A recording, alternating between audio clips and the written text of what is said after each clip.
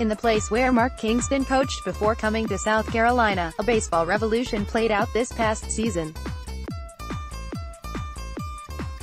Kingston advanced to 2 NCAA regionals in 3 years while in Tampa, coaching the University of South Florida, but it was the MLB's Tampa Bay Rays, not USF, who ignited controversy and challenged conventional wisdom by having an opener, a relief pitcher who started games only to go 1 or 2 innings before yielding to the conventional starter.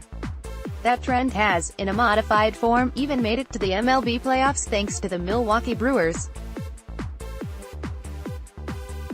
The arguments for the opener, which is essentially the opposite of a closer, are varied and complicated, based off intense statistical analysis of batting order, the number of times a pitcher goes through a lineup and the average number of runs scored per inning, among other factors.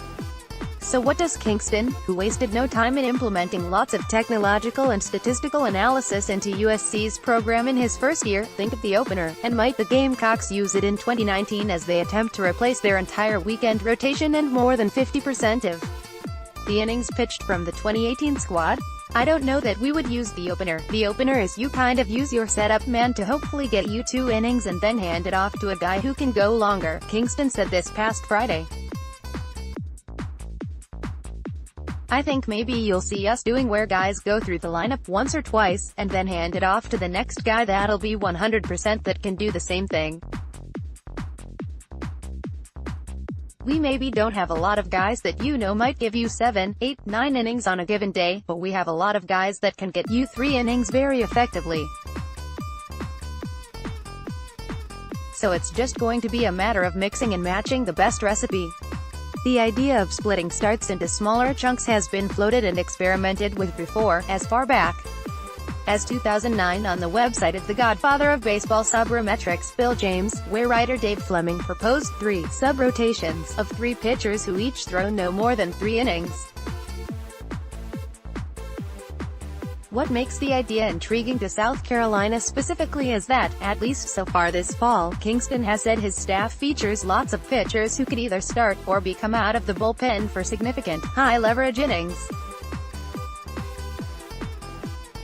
A lot of that will have to do with how the pieces of the puzzle fit together.